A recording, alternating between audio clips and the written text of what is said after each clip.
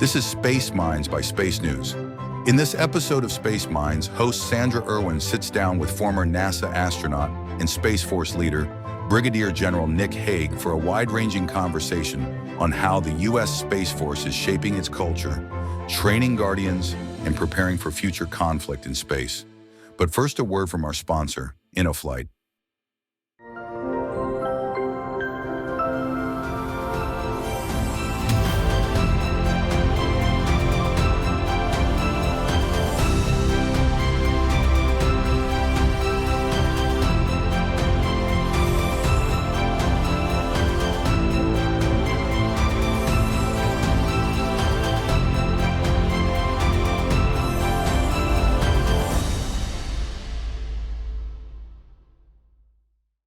Welcome, everyone. I'm Sandra Erwin. I'm Senior Staff Writer at SpaceNews, and I have the pleasure to be chatting today with Brigadier General Nick Hague, Assistant Deputy Chief of Space Operations for operations at the headquarters of the U.S. Space Force at the Pentagon.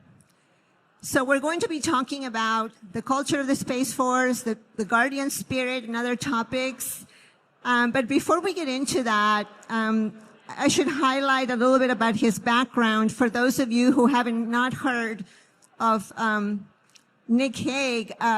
He just recently retired from the NASA Astronaut Corps.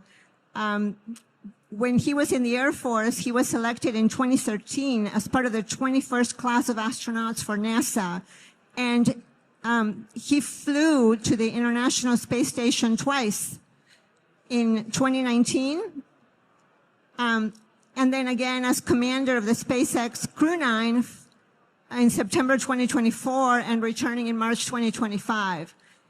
And I'm also told that last year, I think it was last year when they did the 10K here for the Space Force, that you did that in space. I did. So, although it's easier when you're weightless. Yeah.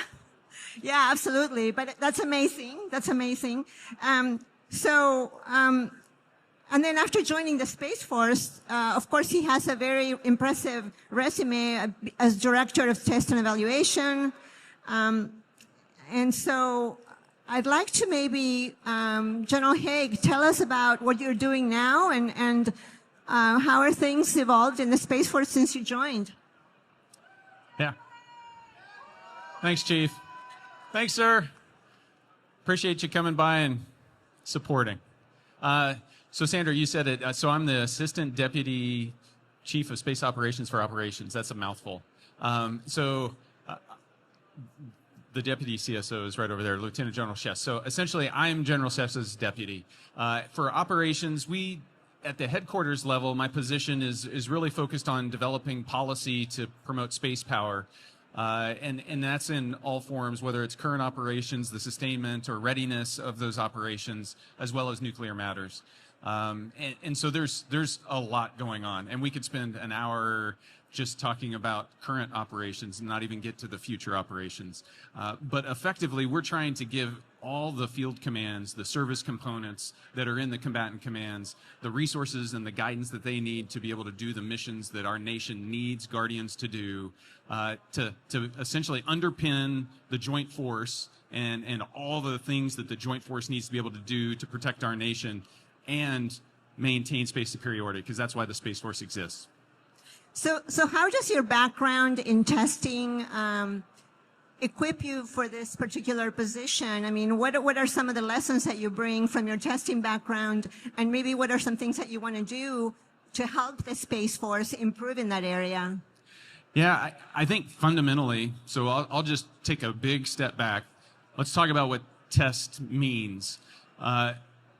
I hear it brought up a lot when people are up on the stage. It's always combined, operational test and training infrastructure. You might hear OTTI. You hear test and training. Test to too many people means I have to pass an exam. I think we revert back to what we experienced in school. And, it's about that time of year where everybody's getting ready for finals and they're taking tests. And it's a pass-fail thing. And so you cram for the test, you pass it. If you get a bad grade, you fail and you have to do it all over again.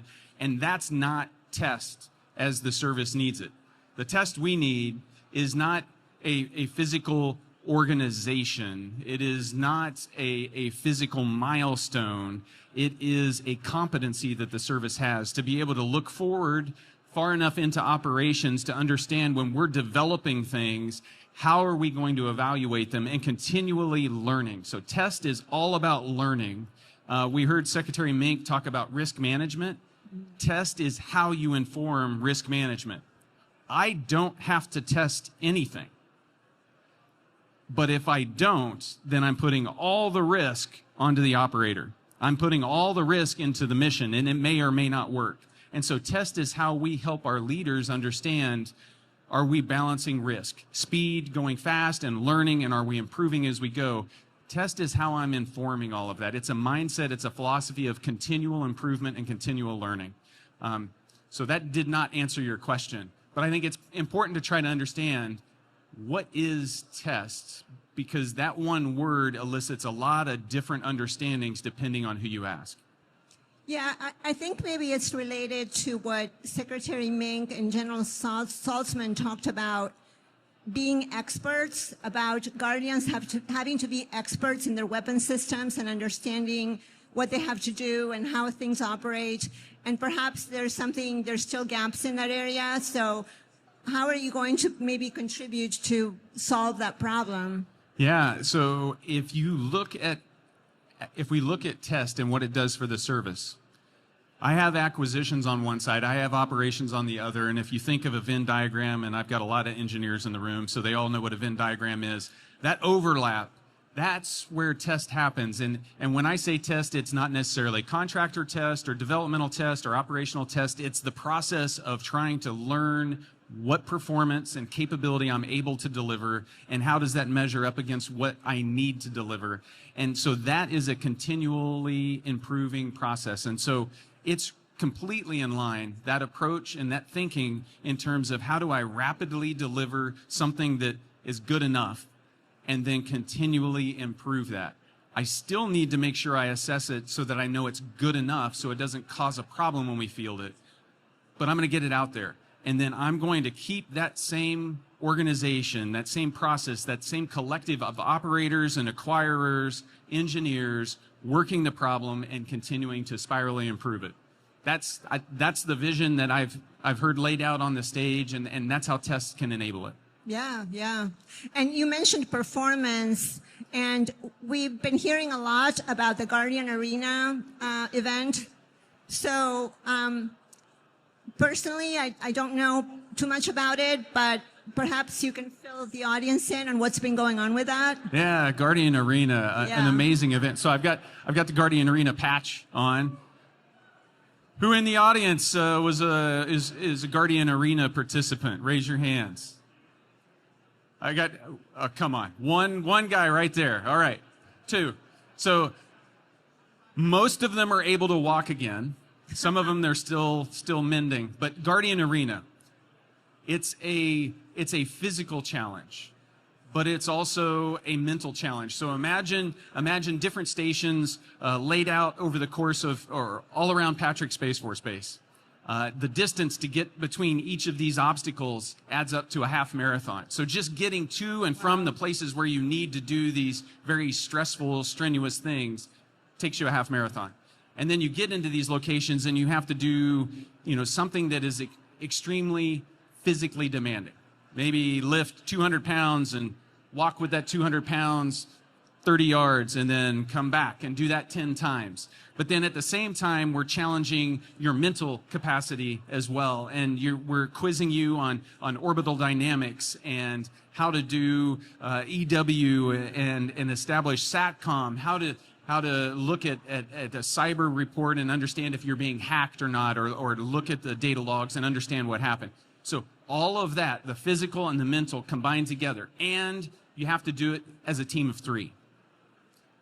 And that's the key part, is that you're doing it as a team of three. And so we're challenging and we're forging the Guardian spirit in this crucible. And that is this idea that it's not being the best at a physical task or a mental task or that teamwork aspect, that social aspect, but we have to be good at all of those. And together, when we're good at all of those, that's the resilience that we need. That's what we need our combat ready force to be able to do. And so this is the showcase of those qualities. Yeah. And so there were 35 teams out there, day and a half. First day there was a shorter day, hour-long exam, and then a physical test. And then the second day there were 14 different stations, and I think they were going for 8 hours straight, exerting themselves and competing to see who best represented. But in the end, it was all about completing it because it was such a demanding task. It was a thrill to be out there. So what does the winner get? What does the winning team get? I think they get some recognition tonight, and they get bragging rights to take into next year. Now, I don't know how many repeat competitors we have year after year, but for those that didn't raise their hand because they weren't competitors in Guardian Arena, I challenge you next year to do it. So who comes up with all the challenges? Who decides what they have to do? So there's one of the things that we do within the Space Force, we have Guardian resilience teams. Oh, okay. And so collectively, we're able to leverage those teams that look at human performance and the balance of human performance, holistic human performance every day, and support our operational units and make sure that everyone is getting the support they need. They're the source of knowledge that we leverage to pull together something as challenging as this. Yeah. Can you think of an anecdote or something that stands out to you about something that Guardians have been able to do during these arena events? The best symbol of it is the last event. It was a bracketed single elimination, see who wins this last event, and it was the final heat was a heat of 3. And watching these Guardians who had been punishing themselves physically over and over and over all day, and then do this through multiple heats of this bracket, come down to this final heat of 3. The winners came by and everybody was cheering for the winning team, and then the second place team came in, and the third place team. I mean, you're watching people dig deep, really deep, to try to get across the finish line and finish the task. And it was awesome to watch the entire collective competitor and cadre group gather around and cheer them on and help motivate them to get across the finish line. That's the coming together that's the Guardian spirit. Yeah, that's super fascinating, and it speaks to what the Space Force is trying to do on, building esprit de corps. And we also heard from General Saltzman today about the AI challenge. I think he said 29 teams. I mean, what do you think of that? I think it's an awesome opportunity to be able to highlight the ingenuity and creativity and the raw talent that's resident within our Guardian force. Mm-hmm. Officer, enlisted, civilian, we have an amazing service, and these are, whether it's Guardian Arena or the AI Challenge, these are just little stages where we can highlight that, being part of the Space Force is pretty special, and you're joining a group of really capable and talented folks. I believe he said the winning team developed an app for onboarding Guardians when they join, which sounds really interesting. And he also said that, or I believe it was his secretary also that said, don't just hire contractors to do all that. Learn AI, learn how to do it, learn large language models. Is that kind of what we're going to see more in the Space Force, developing more expertise and more learning? Yeah, I mean, I hope that every Guardian feels empowered to make a change. Mm-hmm. Getting back to that winner, anybody that's PCS knows that that is a challenge in and of itself. And having done 16 PCSs myself, I welcome AI helping me solve that challenge of who to talk to and who to call and how to get reimbursed in time. Yeah, I'm sure. So I wanted to get a little bit into what they mean by the Guardian spirit. So you've talked about the Guardian spirit that shaped the service from its early days. from your perspective, what does that look like in practice, in training, in operations, in testing, how Guardians approach risk? What does that mean for you? Yeah. You know, if I was going to boil it down to it, you know, we've got the core values. Fundamentally, Guardians figure out how to get it done, and that involves working together to figure out the best way to do it. It's been amazing to watch the 6-year arc that we've been on since the establishment of the Space Force, and to see all of the tasks that have been put on to Guardian shoulders to establish something that didn't exist before in so many different dimensions. And I need you to do it yesterday, and I need you to do it with half of the resources you probably need to do it and half the people you probably need to do it, and they figure out how to get it done. That's the kind of courage to take a risk and do something the first time. That's the kind of commitment to just grinding it out. And, you know, we're doing it together in such a connected way. It just really gets to the heart of the character that every one of the Guardians wearing the uniform has. Is it different building a Guardian culture when you have members that are coming in, new members, or members that are coming from the Air Force? Is there a difference, or do you see a difference? Well, I think there's a distinct difference in culture, but I think that those different perspectives make us stronger. Every team, when I think about teams that I've been on over the course of years, every team that I've been on has been stronger when we have more diversity of thought, more diversity of experience, and we put all of that to a particular problem. We usually come up with better answers and better solutions. And so bringing in folks from the other service, the inter-service transfers, bringing in different perspectives, really embracing the perspectives of our civilians and bringing that into the warfighter ethos, all that perspective just makes us stronger. Yeah, yeah. And of course, another part of the culture is what you call the warfighting culture.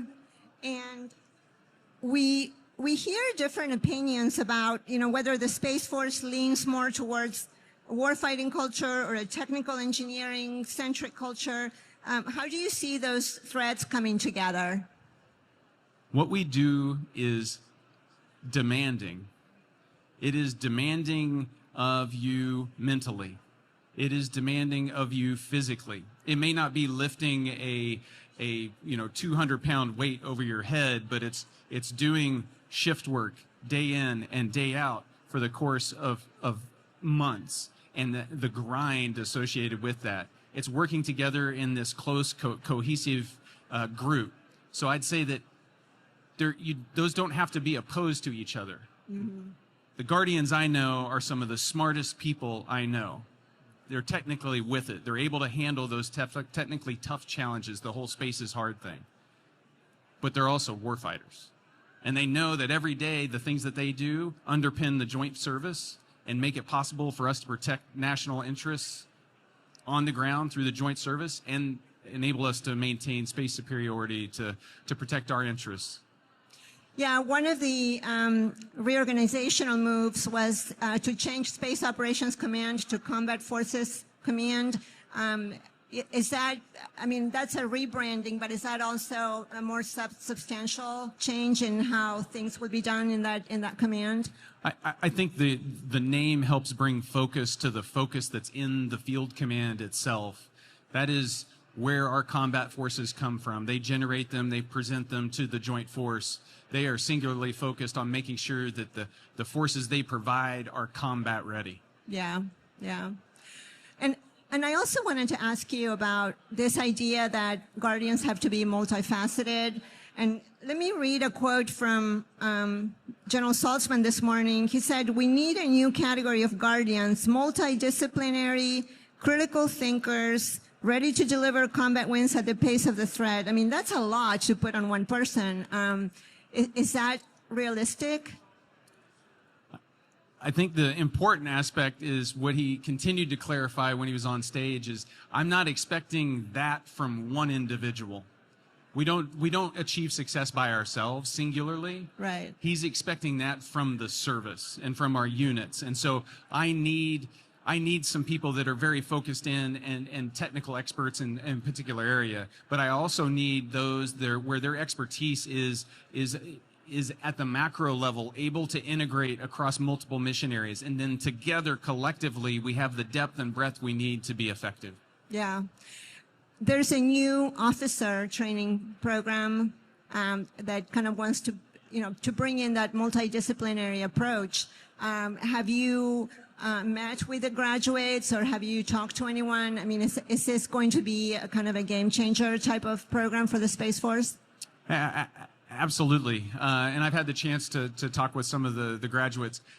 It gives them the exposure that they need to understand this is the Space Force mission. And then when they go out into operations for that first assignment, they understand this is how I fit into the big picture. I can tell you, I benefit from a lot of years in service, and so I understand how all these pieces come together, but it took me decades in order to build that perspective. And so I think we're doing our young Guardians we're giving them a true benefit by giving them that exposure at the beginning so they don't have to spend 10 years figuring out how all the pieces fit together. I mean, you have a very strong academic background, having earned a degree from MIT. So when you look at the way that Guardians today study engineering and space mechanics and whatnot, what is changing that you think is notable? What hasn't changed? Yeah. If I think about what I studied at MIT 25 years ago, I mean, that is simple child's play compared to today's technology and all the advances. And so serving in the Space Force, just like anyone living life, is a lifelong learning endeavor, and Guardians have that singular focus on learning their craft and bringing that to bear for national security. Yeah, I mean, technology is moving very quickly, and I think that was one of the other themes that we heard, is that the service has to adapt more quickly. So is the Space Force perhaps better equipped to do that than the Air Force or the larger services? I mean, everyone talks about how they're, because being a new service means that they can actually do things differently. So is that helpful? I think the Space Force has proven how nimble it is and responsive it is, and how it's been able to take shape as rapidly as it has within the last 6 years. So, yeah. Yeah. So the 6th anniversary is coming up. General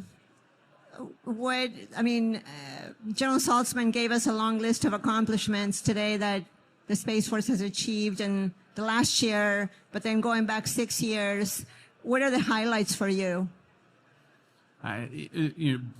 Transferring over, obviously being able to represent the Space Force when I was launching off Slick 40 over at the Cape was a highlight, just to be able to hopefully draw a little more spotlight to what Guardians are doing around the globe that enable so many things that everyday life depends on, but Guardians need to know that what they do enables us to explore deep into space. So, the Artemis 2 mission's gonna launch here in a couple months, hopefully, and Guardians make that possible.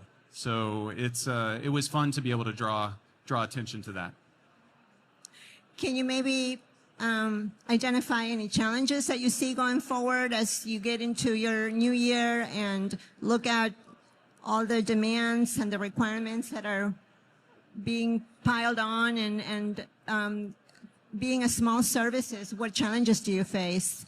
I think you just illuminated the challenge. Yeah. We're a small service. We have limited resources. We've got limited personnel, and the nation demands a lot out of us.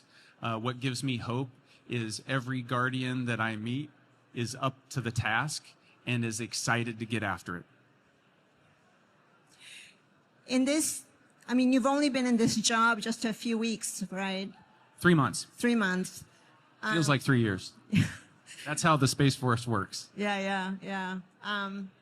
What are some goals, some targets that you have for the coming year?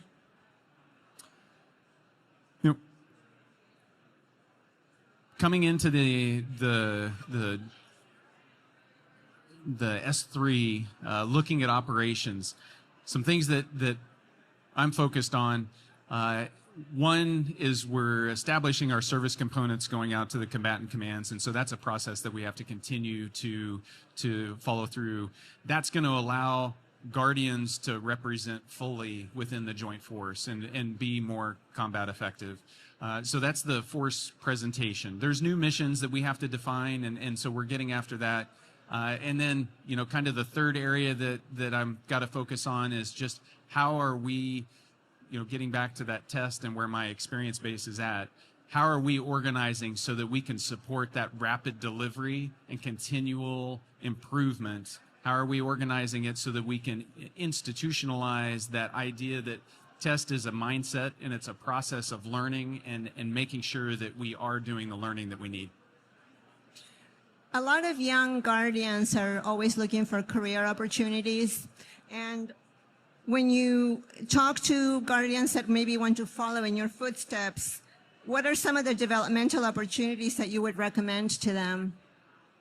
So it all starts with a solid education.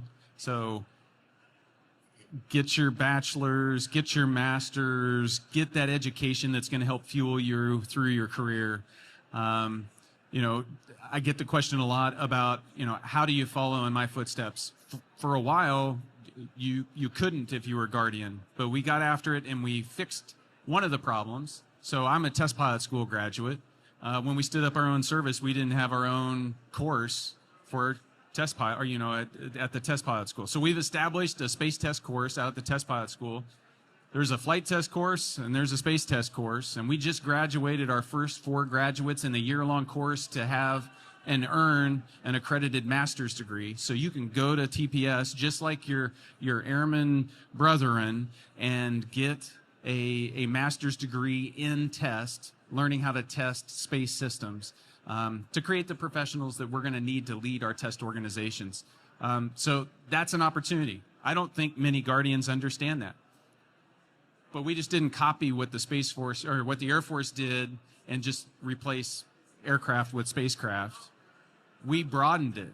We said, hey, instrumental to our Guardians are the officer, enlisted, and civilian components. And so we are graduating enlisted Guardians out of the test pilot school, a year-long program, something that the Air Force doesn't do. We've got positions in there for civilians in a higher representation than the Air Force ever did with their test pilot school course, the flight test course. And so we're trying to make the smart changes so that that's an opportunity for everybody. So if you want to apply, every year we're taking in more people. I highly recommend it.